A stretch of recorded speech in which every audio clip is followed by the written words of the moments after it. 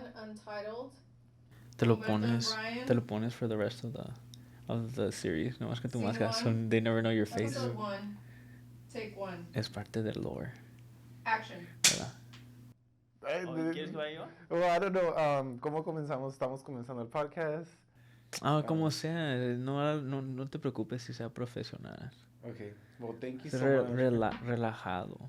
Estás hablando, no le estás hablando a ellos. They're not important. I'm just playing.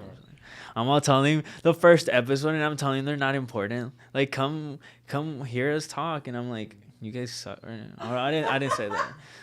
Like, keep that in. I don't care. No, well, thank you so much for listening, you guys. Estamos aquí tratando to do a podcast and setting up, and today is going to be the first episode. Yeah, first episode. And we are excited to share our thoughts and opinions on... I did that without moving my mouth. With the whistle. Can you whistle? Because they don't know she's behind the camera. Well, now they know. Now they do. There's no producer here. Pero sí, we're going to, I guess, roll with it and see what we can talk about. So this is a larger project from the bigger project that we have, which we'll talk about in a little bit. But we're gonna start with our little cup of questions, and I got the first one. Okay. Which, fun fact, this is from a competition that we had, and the video for that, the big ass video that I've been editing for 2 years, will be out soon. But this is the little cups we gave to all the winners. We'll link it in the description of the video so we can have you guys watch it. Yeah, eventually. Mm-hmm. It's so close. I'm so close. I've been telling everyone, I'm gonna finish the thing. It's been 2 years and it hasn't finished. So ahorita Brian is gonna open the little paper and he's gonna show us. He's gonna talk about he's gonna tell us what we're talking about today. I'm unfolding the paper. Pause. I keep hearing your Oh, my sweater. audio. Yeah, something. It keeps going like. I mean, we were supposed to use a second mic. See, this one, nice and crisp, right? But Audio Technica's mic did not work. So shame on you, Audio Technica. Either that or I'm just dumb and I don't know how to work. They're not gonna be on our Amazon list. But hit up. I don't know if it's Shure. Is it Shure? Yeah. Has had it for like 3 years. I don't know what it's called. But yeah, good mic. What made you want to be an entertainer? Who am I asking this to? You or myself? No, I think it's a broad question that we can talk about. Like, wait, say it again. I didn't even. How is it phrased? Is it? What made you want to be an entertainer? What made you want to be entertainer? Are we entertainers? I don't think this is entertaining. No, but I'm not really selling us no, here, I guess, are we? like the way I recognize the question is like, Actor. what made you like an actor, okay. or what made you interested in taking up space within the spotlights? And I think I can answer first. I would say, growing up seeing telenovelas, I was very intrigued in how people were so dramatic when real life is not like that, and how they were able to convey a story and pull people in such ridiculous scenes that I'm just like, this is funny and this is just nonsense. But just seeing how people do it on the screen in Spanish, it was something that I was like, I can be dramatic too. I can be a little drama queen.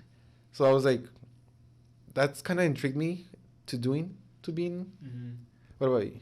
So it was the telenovelas. Sort of, yeah. Or the drama. The characters that people would play, that I was like, I could do that too. I could be a little dramatic on screen. What would you say is that telenovela then that like you can vividly remember? There's a few. There's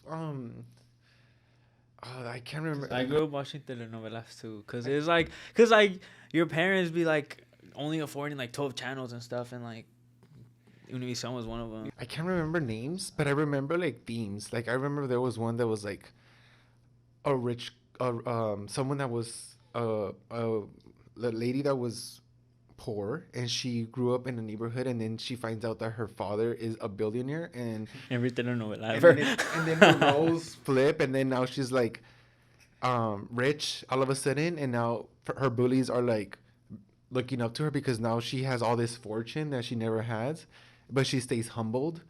So that's kind of like interesting one that I remember that was like really intense, and it was really good. Creo que se llamaba La Gata del Barrio or something like that.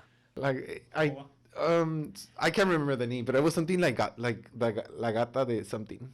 Pero there's other ones that are good. Like the main one that everyone refers to is Teresa. Teresa is the main. That's like the super dramatic. Hell, like that is like the epitome of. I actually never Spanish saw that opera. one. Huh? I never saw that one. I never saw it either, but it's a classic that like everyone refers Really? to. Like pop culture? Oh, okay. Teresa, you know who she is. The thing I remember pop culture wise is like Gaviota. I don't know if you remember that one. Is it like a scene or something? It's from I think so. It's like Gaviota. But like for me, I watched him really young. So I remember watching one with Fernando Colunga. For anyone who knows who Fernando Colunga is. He was like the heartthrob, I think, for telenovelas and stuff. And I remember I used to think, because the one I used to watch with him was the one where Juan Gabriel used to do the song. For anyone who knows the song, it's Abrázame Muy Fuerte. And I was little. I was like 4 or something. I don't remember when it came out. I like how Mercedes going like. She's like, agreeing with I was a little kid, so I used to think that Fernando Colunga was singing. I was like, "Damn, he's talented!" And it was Juan Gabriel, obviously. But you couldn't really tell. I couldn't tell. But him, Amor Real from him, was really good. It was like set in like I don't know, like you know how they have like some telenovelas that are set in like the rancho, some that are set in like more modern in the city. But there's some that were set in like olden times, or I don't know olden times. I don't know what you call it. Oh yeah, definitely. I remember. You know what I mean? Like that's what that one was. And at the end, he's like falls down and he's like he comes back from war or something, and he's like dying or whatever, and in his hand is like the ring of the protagonist or whatever. It's hella dramatic. But yeah, mine are a little older. Those are the ones I can remember, because at some point I was like, man, this thing is hella dramatic. Yeah. And that's why I try not to act too dramatic when I act. And very problematic too, I feel like. Because they're all like blue-eyed blonde. Yes, the directors are very like whitewashed, and also like there's not a lot of representation within the Spanish community within telenovelas. And also like they follow very hard stereotypes of us, and it's like, why does the story have to be always of the poor girl and the rich people? Like, why can't there be a more interesting collective story of love interest or something else other than like rechazo or like muerte and like very dramatic scenes? Like I feel like they feed off of what people already know goes through telenovelas, and they just do it over and over with the different actors and actresses. That you already expect who's the villain, who's the protagonist and stuff. But do you feel that that's because like that's what works and people still watch? I mean, I think, yeah. Do you still watch? I don't watch, but because I guess it doesn't work that well then. No, I think but it works for the families that have the TV on and the mom's like cooking, and then yeah, no se pierden la telenovela. And you can't talk to them while they're watching the telenovela because they will cuss you out. Oh yeah, from experience. He'll be like, "Mom, can I change the time?" "No, lo estoy viendo." And she's like not even watching the TV. She's like cooking in the kitchen, and you're like, "Oh, she's not even watching it." But okay. And then once it finishes, she's okay for you to watch whatever. So, the question was entertainer. So for you, it's telenovelas. Or like the drama. I don't want to say telenovelas, but like dramatic. For me, entertainment. See, it's weird because I didn't grow up like I want to be an actor or I want to be entertained. Because I don't consider myself like an entertainer. I don't think I'm entertaining. You know, I'm not like my personality. I wouldn't say is like, if you saw me in the middle of the street, like just walking and like past you, you think I'm like gonna mug you, like that kind of vibe. It's what I give off, like damn, this is hella mean, you know, because that's just a face I have. But then if you get to know me, you're like, damn, this who's like kind of like dumb and like doesn't shut up and stuff. So I was always like an athlete, right? Growing up, I didn't think I was gonna be like an actor. But then in 8th grade, I took a class, because like this class kind of looks easy. It was film. And nice. I heard from like everyone that was like, oh, that class is super easy, and I got to act in it. It was the worst thing. It was a script about an Easter bunny, and all we did was like mess around. So I don't know if I was genuinely like, oh, this is kind of cool, like acting and stuff, or I just like messing around. What was the storyline, or was it Easter Bunny? Like it was something. We were eighth graders in middle school, so the story literally made no sense. It was about an Easter bunny, and we were like hunting it. I don't know what it was. We were eighth graders in middle school. It was really dumb, but I do remember really enjoying it. And the high school teacher was like, you know what, you're kind of good, like, have you ever acted? I'm like, oh, no. But what was your role? What were you I was just I don't know. But I was just like a role that we messed around with, and I don't know. I probably was so bad, but it was so fun to me. And so when she was like, "You kind of have like a good vibe to be an actor," I was like, "Really? Like, oh, this is cool." Because up to there, my entire thing was to be a professional soccer player, and that's what I worked really hard and like at that age and stuff, going and playing and all that. But throughout high school, I really wanted to do acting or theater, and I didn't have space because soccer was so prominent in my life that I ended up graduating from high school, and I was like, damn, I didn't get to do any acting, but I still want to do that.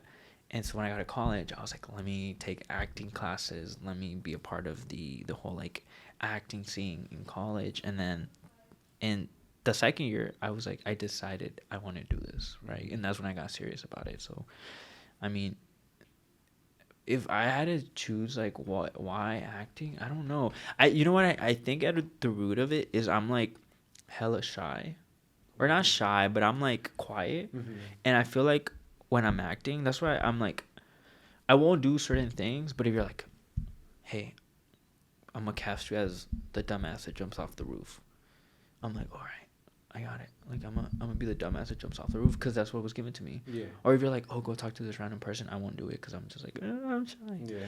But if you're like, all right, you're playing a confident, suave, douchebag or something, I don't know. Go talk to this person. I will do it if I because then I'm gonna get in the mentality of that. I don't know. It's weird. Do you think you're comfortable enough to do it like off, like in public, or like what do you mean, like? Oh, in public? Yeah. I could do it. If you give me a role, if you give me a role, it's almost like I'm hiding behind that. It's almost like acting gives me ability to be more of myself, or like the myself that not a lot of people see, or like the side that like maybe my closer friends might get to see and the rest of them never get to see. Because I'm very intentional with who I'm like goofy around, or who I'm, because not everybody likes goofy people, you know, like if you're goofy, they're like, shut the fuck up, like nobody wants to hear you, you know. But and then so then I'm like, oh, I don't want to be judged, so I don't show that side of me. Yeah, I get that. Yeah, it's for me, it's like I wasn't goofy enough when I was growing up because I was more like quiet and stuff. But like I also understand how you want to keep it to yourself and not open yourself too much to anyone. I guess like for me, like it's been much easier to just go with the flow and see how you perceive or certain situations, and in relation to like acting, I feel like it's interesting how people react to whatever you're doing. Like with the film that you did, it's interesting how people like were able to see you through film and how the characters did. And then even with theater, like they were able to see you live. So it's interesting how you're completely different from like film. Like theater's completely different. Yeah. And also it's fun. I don't know, for me it's fun. But like, because people think that acting is just like, oh, like professional acting, right? When you're working within big companies and stuff like that, you just go on and just act and stuff. But there's like a lot of waiting. There's a lot of prep that goes beforehand, and it can get tiring. So it's like fun, but it's not as easy as people make it out to be sometimes. And the majority of the difficulty comes in actually trying to get those roles. So that's kind of the whole struggle of it. But it's just, I don't know, to me it's like super fun to play. I agree. I like different characters. Yeah. theater has been like the way I got introduced to acting, because through community college I did it, and so I do appreciate the art behind theater, because it's much more interactive with the public, and it's very on the spot. So I agree with you. It's pretty cool. Yeah. And that was a one question from our cup of questions. Tune in for the next episode where we're gonna choose a different question, and then we're gonna discuss it. This was, like we said, this is our first episode of a bigger project, which we'll discuss next time. Of course. But thank you for joining the first episode of the podcast. Thank you so much. Yes, and we're going to be here speaking on these mics on the next episode. Hopefully we have better mics, because these are trash. Well, that one's trash. This one's pretty good. You can hear me. You can hear me. ASMR. Okay. Bye. Bye-bye.